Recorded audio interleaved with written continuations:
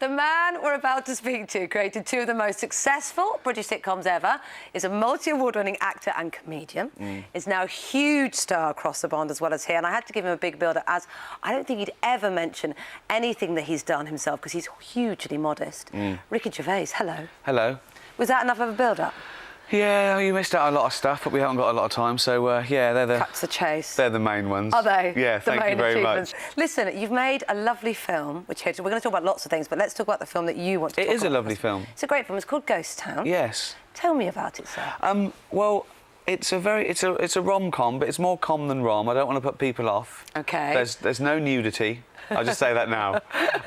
No, it's an old-fashioned film. It's what attracted me to it. I read the script, and it was the funniest script I've read in 5 years, you know. I turned films down for, like, years and years, because I wasn't really an actor for hire, and I was doing my own thing, and I was doing The Office and extras. But I read this, and I thought, if I don't do this, I'll never do a film, because it was funny, it was really sweet.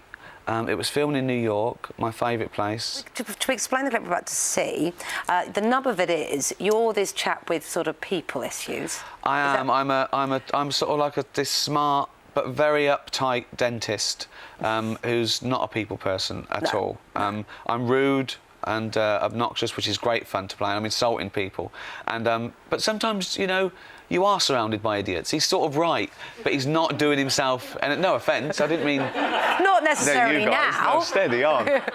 No, but I mean it's funny to watch. But you know, he changes. He changes, and he goes in for a routine operation. Well, this is an the bit where we one. find out this embarrassing operation has gone a little wrong. This is when we find out. So let's have a look at this.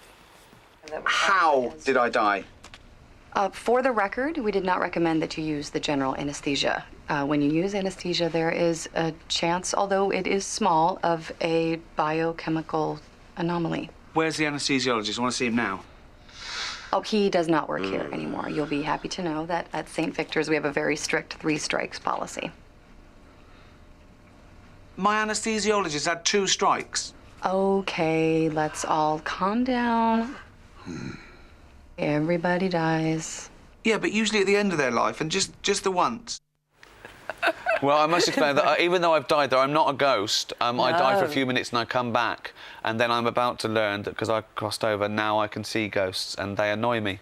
Everyone annoys me, dead or alive, and they want something from me. They've got unfinished business. But you do end up feeling good about life at the end of it. It has got that It's a Wonderful Life quality, which is absolutely. Nice, it really is a feel-good film, but it's not schmaltzy and it's not formulaic. I play a flawed character, and I just learned that I'm missing out on the best bit of life. Really, that it's not always, you know, the best thing to point out that, you know, everyone's an idiot. I'm going to ask you loads of things really quickly because we're running out of time. I'll answer You've really got a quickly. degree in philosophy. I have, yeah. Do you ever think philosophically about life now? Well, I've just done an audiobook with Stephen Merchant and Carl Pilkington called Ricky Gervais' Guide to Philosophy. Good grief. Oh, yeah. I mean, I don't think you'll learn a lot from it. At one point, we're asking Carl, we're talking about the mind-body problem, and I say to Carl, so Carl, I was going on Descartes' sort of journey. I say, Carl, how do you know this isn't all a dream? And he said, because I haven't been sleeping much lately. And you hate lateness. I do. Why? I don't know. I think it's a hangover from when you used to meet a mate in a pub and you used to sit there like a loser if you were first. So I'd walk round and round. I'd never wanted to... But and I just can't believe anyone would ever want to be late to meet me. It's just terrible. You're so great. Exactly. You saw the show on Comic Relief last year. Are you doing anything this year? Yes. We've written it and we're filming it. Ready for... oh, yeah. Oh, I mean... I do too much for charity, everyone knows that. You give a lot. Don't I? Brilliant. Yeah, I'm not climbing a mountain like those other guys, though. Ben Shepherd's doing that. I know. Who else is up there? Gary Barlow. Yeah.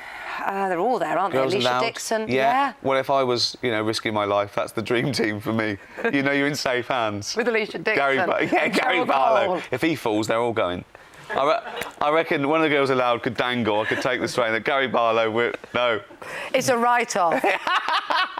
That's so mean. He's fit as a fiddle. I know he is. Yeah. I know. And coming from me, he's like George Clooney compared to me, isn't he? Fantastic. No, you're lovely. It's been a huge pleasure. Thank you very much. Good luck with everything and good luck with the DVD. Touch the DVD. Thank you. I'm going to touch you now. It's beautiful.